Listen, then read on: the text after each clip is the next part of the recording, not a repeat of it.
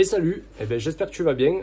Aujourd'hui dans cette vidéo, on va se faire remplacement disque et plaquette arrière sur un Renault Scénic 4. Donc comme d'hab, je vais te montrer le matériel qu'il va te falloir, les outils spécifiques et puis après on fera l'inter ensemble. C'est parti!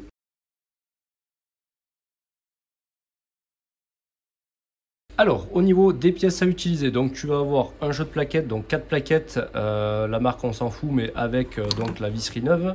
Et il va te falloir 2 disques forcément de frein. Tu t'amuses pas à me le remplacer qu'un seul disque, ils se vendent à l'unité, mais tu m'en prends bien 2. Donc obligatoire, toujours par paire. Pourquoi? Parce que si tu prendrais un disque un peu plus usé, un disque neuf, tu vas avoir un déséquilibre au freinage et c'est super dangereux sur un freinage d'urgence. Ta voiture elle pourrait partir à droite, à gauche et tout, donc tu t'amuses surtout pas à me changer qu'un seul côté. C'est toujours 2 côtés, comme les amortisseurs, voilà, ça c'est la même chose.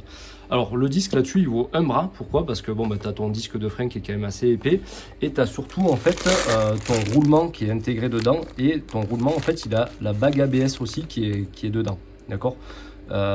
Sur internet tu peux trouver que le disque, le roulement et tout, mais franchement je te le déconseille à fond. Alors oui ça vaut cher, mais au moins tu remplaces tes freins, ton roulement c'est tout neuf, c'est tout monté d'usine, tu t'emmerdes pas. Au niveau du matériel, il va te falloir clé de 13, clé de 15 pour défaire ton étrier, il va te falloir une douille de 36 pour le moyeu et il va te falloir un Torx 60 mâle pour support d'étrier, ok.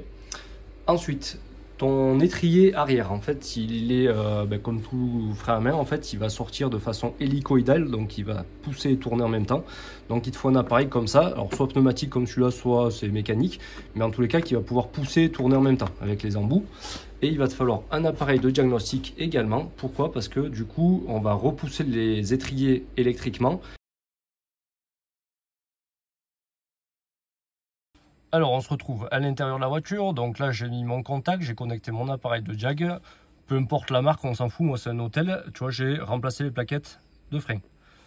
Touc. Alors merci de desserrer le frein stationnant, donc là je l'ai desserré, nickel. Ok, moi j'ai déconnecté, j'ai suivi la procédure, là ils sont en train, les pistons, de se retourner en fait, d'accord? Voilà, mettre le contact d'allumage sur off. Donc là, en fait, tu suis vraiment la procédure. Et en fait, ton tableau de bord, tu vois, il clignote parce que panne du système de freinage. C'est normal, complètement normal, puisque en fait, ça va t'empêcher à ce que ton étrier, il va tourner. Si jamais, imagine, tu ouvres la porte, tu as oublié ton téléphone ou peu importe, tu ouvres la porte, il y a un défaut de tension ou autre. Aujourd'hui, tu sais que ton frein à main, il se met tout seul, en fait. Et toi, tu veux surtout pas qu'il se mette tout seul pendant que tu fasses l'intervention, parce que sinon, ton étrier, s'il est déposé, ton piston, il tombe par terre, donc c'est carnage. Je coupe le contact et on fait les freins. C'est parti. Allez, c'est parti pour la dépose. Donc là, on va démonter déjà les 2 vis de 13 qui sont ici. Donc, clé de 13, clé de 15 pour venir bloquer ton contre-écrou ici. Alors, 13 plates, 13 à cliquer. Moi, j'ai les deux, tu vois, comme ça. J'aime bien débloquer. Bam! À la plate. Et après, j'y vais au cliquet par plus de simplicité. Mais il n'y a pas de règle là-dessus. Donc là, ton frein à main, tu n'as rien touché. Hein. Tu n'as pas débranché ni quoi que ce soit. Il n'y a pas besoin, quoi. Donc là, on dépose les deux. Ah, pareil, putain, tu vois, les fournisseurs, quoi. Tu démontes les 2 vis, ils t'enfilent qu'une, quoi. Donc, putain, pour le prix de la vis, tu vois, c'est quand même un peu moyen. Parce que tu as des étriers où tu vas pouvoir les faire basculer comme ça, mais ceux-là, avec le frein à main électrique, même pas en rêve, tu arrives à le faire. Parce que tu peux tout péter, quoi. Donc, tu es obligé de démonter les 2 vis. Donc, dans l'idéal, il faudrait changer les 2 vis. Moi, je sais que quand j'en ai une neuve, je mets toujours celle du bas. Parce que c'est elle qui va le prendre le plus de contraintes, tu vois, mécaniques, quand ça va freiner, quoi. Mais bon, dans l'idéal, voilà, il faudrait faire les deux. Donc, mais tu achètes un jeu de plaquettes, t'as qu'une vis, quoi. Voilà. Donc là, on va libérer l'étrier. J'ai pris un tournevis pour faciliter.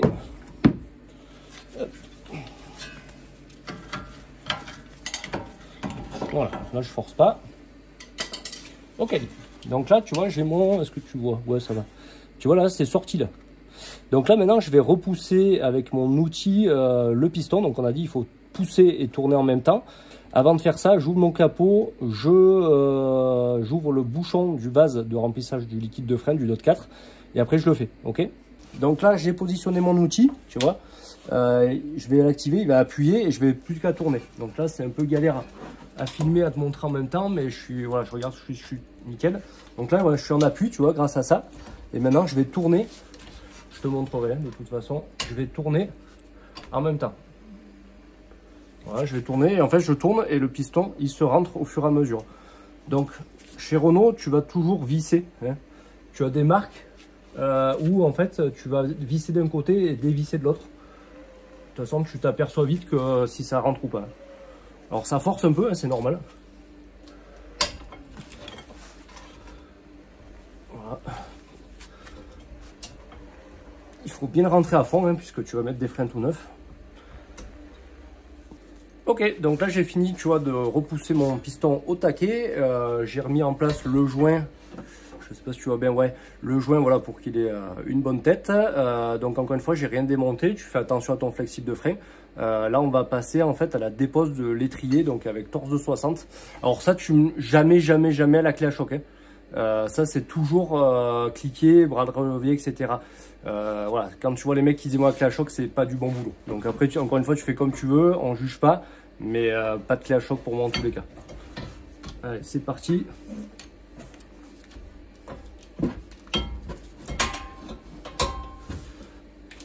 Tac. Surtout que c'est pas serré ça, le serrage il est de 80 Nm, tu vois, c'est pas beaucoup. Donc franchement, ça sert à rien d'y tabaser, de le foutre en contrainte à la choqueuse, il n'y a aucun intérêt. Là, juste le dessert, je te reprends juste, je vais prendre le cliquet, mais voilà. Hop, donc j'y vais au cliquet pour le finir.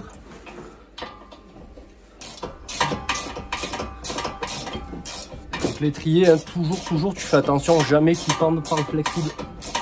Ever.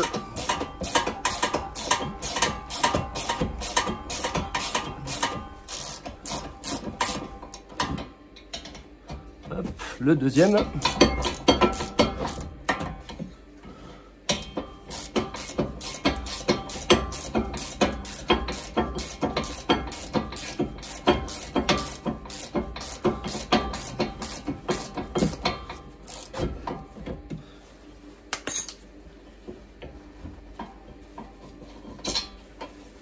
Voilà, donc tu vois, c'est du gros torx comme ça là. Ok, donc support d'étrier validé. Tu vois les plaquettes, elles étaient au bout. Donc là, petit marteau burin pour défaire le cache ici là, et après clé de 36 on va dire. Hop, donc là on va enlever ça. Voilà, t'as pas 36 méthodes à part y tabaser dessus quoi.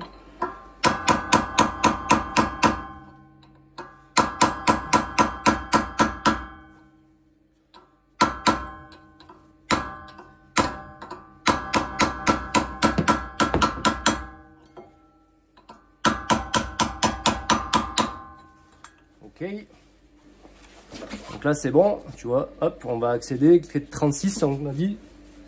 Pareil, il n'y a pas de clé à choc, ça te fait les bras, pas besoin de ça là. Et au moins ça met pas le système en contrainte. La clé à choc, j'ai rien contre, il n'y a pas de souci pour défaire les roues et tout, mais voilà, c'est typiquement, allez là je l'ai débloqué, tu pourrais y aller si tu veux la péteuse, mais regarde le temps, ça prend pas plus de temps, hein. Tu prends ton cliquet et c'est pareil quoi.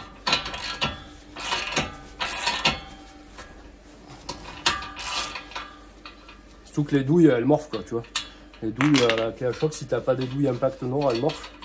Donc honnêtement, voilà. Donc petit écrou de 36 et là en fait normalement il y a juste à le sortir. Hop, de chance.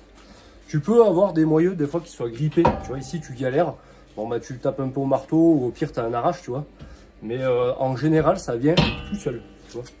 Donc là, mon roulement, ma bague ABS, tu vois. Donc voilà. Alors, on va nettoyer ça. On va te reprendre. Hop là, donc bon nettoyage honnête frein. Tu vois, moi je mets une petite poubelle, tu le vois pas forcément. J'ai une poubelle dessous, un bac de vidange comme ça. Toute ta poussière de frein, toute ta merde, au lieu que ça te pourrisse le sol, au moins ça tombe dedans. Donc là, nickel. Là, le capteur d'ABS, il faut y faire attention. Donc là, je regarde mes portées, tu vois, elles sont propres. Donc ça, c'est nickel. Allez, je vais remettre le disque neuf.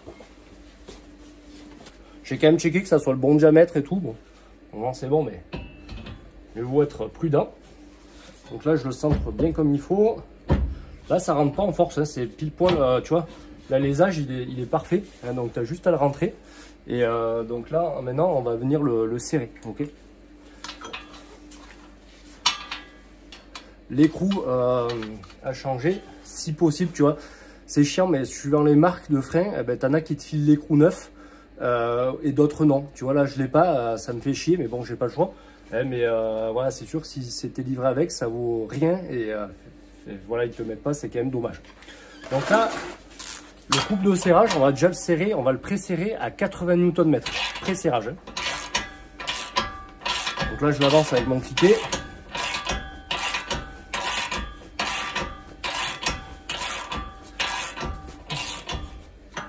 Hop, clé dynamo, j'arrive. Donc là, clé dynamo réglée à 80 Nm pour le pré-serrage. Ok, c'est pas grand chose. Ensuite, la doc, ils te disent tu fais 4 tours, tu vois, histoire que le roulement il se mette bien en place et tout. Donc 4 tours, je me fais une petite trace. 1, 2, 3 et 4. Et là, c'est 200 Nm. Je vais tomber la douille en même temps. 200 Nm au niveau du serrage. Je serre à dynamo à 200. Donc là, 200, ça force un peu. Là, pareil, pas de clé à choc. Hein. Voilà, ça c'est bon. Ça, c'est du bon boulot, tu vois. Donc là, comme j'ai tout pourri mon disque avec mes gants, je vais le nettoyer avec mon net-frein.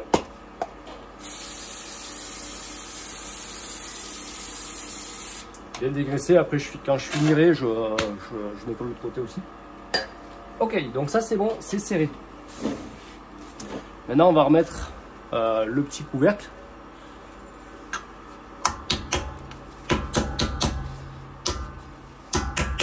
Donc un marteau.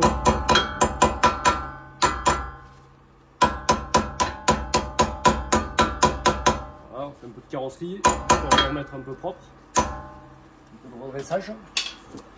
Donc là, pareil, je vais nettoyer mon support d'étrier. Je vais enlever toute la merde qu'il y a dessus. Hop. Donc là, on va remettre notre support d'étrier. Donc j'ai nettoyé, ça se voit pas, mais juste brosser un peu les vis pour enlever la merde. Et on va mettre donc de la Loctite, tu vois, du frein filé, en fait, une goutette. Tu en mets pas d'autant, hein, parce que sinon, la prochaine fois que tu redesserres, tu vas pleurer. Donc là, hop. Vraiment, cut, histoire de dire.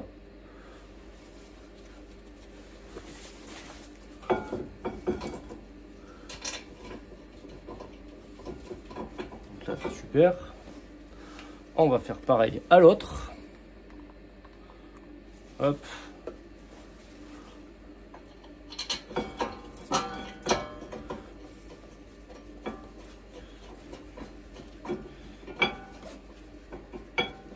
Nickel. Allez, c'est parti pour le serrage.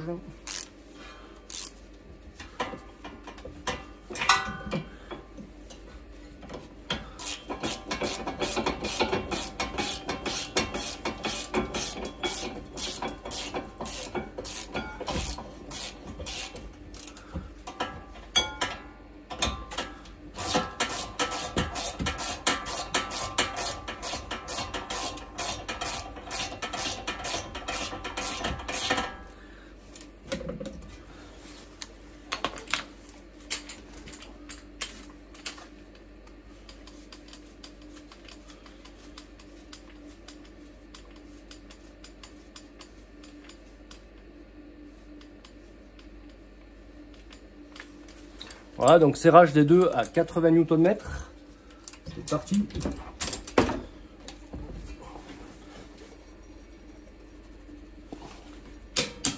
Ok.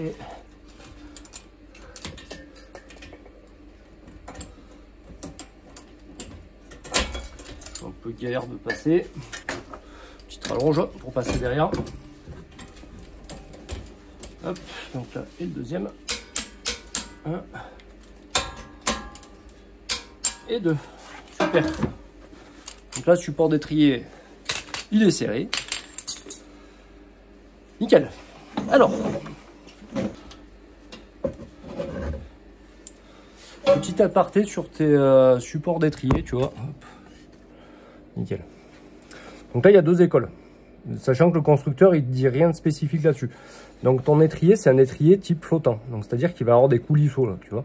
En fait, il va pousser d'un côté ta plaquette. Et par effet rétro, en fait, rap, l'étrier va se déplacer justement sur ces coulisseaux pour freiner sur celle-ci. Et comme tu n'as qu'un piston ici, pardon, bah, du coup, lui, il ne servira à rien. Mais en fait, c'est parce qu'il est flottant qu'il va pousser en même temps. Donc là, tes coulisseaux, il faut s'assurer qu'ils soient nickel et qu'ils soient bien graissés surtout. Donc tu vas voir des fois des vidéos, les mecs ils démontent tout, tu dégraisses tout, tu remets de la graisse, il faut de la graisse haute température parce que ça monte très fort. Voilà, après ça dépend un petit peu des cas. Moi tu vois le véhicule là, il a pas trop de kilomètres, j'habite dans une région montagneuse donc c'est vrai que je te fais quand même les disques parce qu'ils s'usent beaucoup plus vite que des fois sur des régions un peu plus plates où tu vas peut-être changer 2 fois de plaquette avant de changer le disque. Nous c'est vrai que c'est pas forcément le cas. Donc voilà, peu de kilomètres, donc du coup mon truc là tu vois il est nickel, hein, il revient bien, le soufflet est pas percé, donc franchement je vais pas m'amuser à tout démonter. Des fois tu sais on veut faire bien les choses et tu fais plus de merde que bien quoi. Donc là tu vois dans ce cas là, parce que c'est nickel et que j'ai pas beaucoup de kilomètres, je vais pas m'amuser à tout dégraisser. Il y aurait un véhicule qui aurait 200 000 bornes, le truc il est pourri et tout, bien sûr que tu vas le faire, mais je veux dire c'est pas systématique. Et encore une fois le constructeur, il n'y a rien qui t'oblige dedans. Pareil, ça, ben, malheureusement, tu vois, je l'ai pas dans mes plaquettes. Donc, c'est pas pour critiquer certaines marques et tout, mais bon, ça m'emmerde aussi de remonter ça. J'ai pas le choix. Tu vois, des fois, les fournisseurs, pour te faire un peu moins cher et tout, mais voilà, donc là, je remonte ça comme ça. Je vais bien nettoyer, mais ça m'embête un peu, mais bon, j'ai pas le choix, hein, encore une fois. Allez, c'est parti.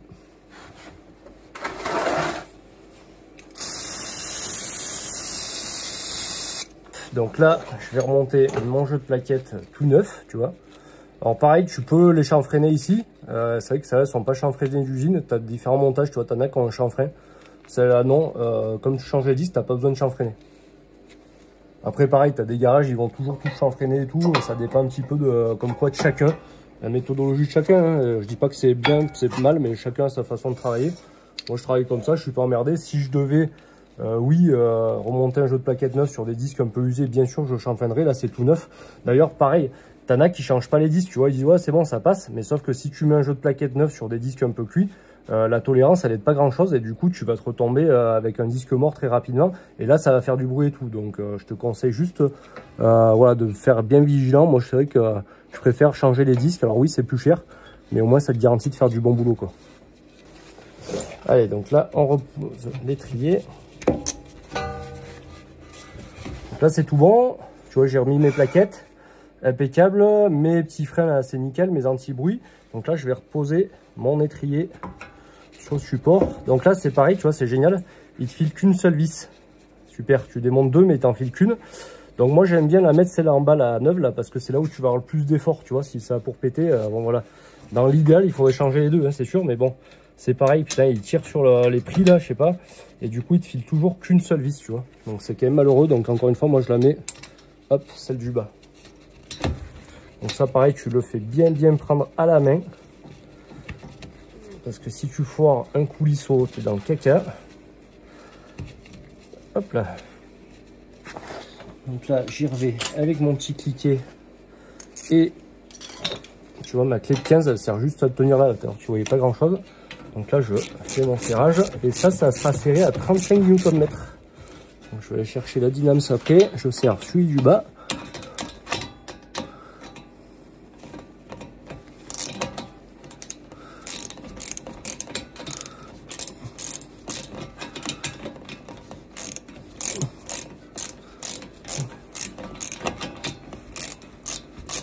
Donc la clé dynamo, tu vois j'ai pris une 13 longue mais c'est pareil pour passer ici là. Donc voilà, clé de 13 et c'est parti sur 35 Nm.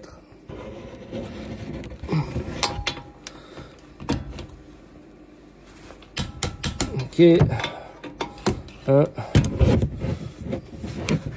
Vu que je t'éloigne un coup, sinon tu vas prendre un coup de clé dynamo. Hop. Hop là. Ok. Ok.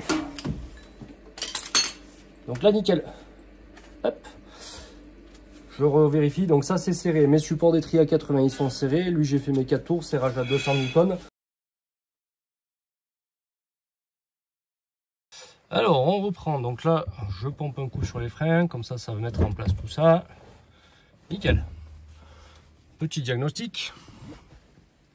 Alors, hop, le temps de s'installer, c'est un peu galère avec la cam. Tu tiens ou tu vas tomber toi? Ouais, ça tient. Donc là je mets mon contact, comme ils te disent, hein, mettre l'interrupteur. Donc là, panne du système, etc. Il y a tout qui clignote, c'est normal. Je vais cliquer sur OK. Quitter la position de service. Donc là, j'entends les freins. Tu vois, ils vont adapter la puissance en fait, et ça me remet mon frein à main en même temps. Merci de serrer le frein à main de stationnement. Donc là, j'appuie sur le frein, je tire comme d'hab. Hop. Et là, on est tout bon. Merci de serrer. OK, plaquette de machin, terminos. Nickel. Par acquis de conscience, je mets mon véhicule en route. Donc voilà, frein de service, nickel. Donc là, j'appuie sur mon frein, je vais essayer de desserrer le frein à main. Donc là, j'entends tourner, super, nickel, pas de soussaille. Je le remets. Magnifique, ok. Plus qu'à remonter la roue, un petit coup d'essai routier, et puis moi je la mets en pente, voir si tout marche bien. Et voilà, mais franchement, ça sert super bien. Bah écoute, ça y est, c'est terminé pour cette vidéo. Donc si ça t'a plu, bah, comme d'hab, n'hésite pas à partager, n'hésite pas à t'abonner. Et puis on se retrouve dans d'autres vidéos pour d'autres interventions. Allez, merci, salut!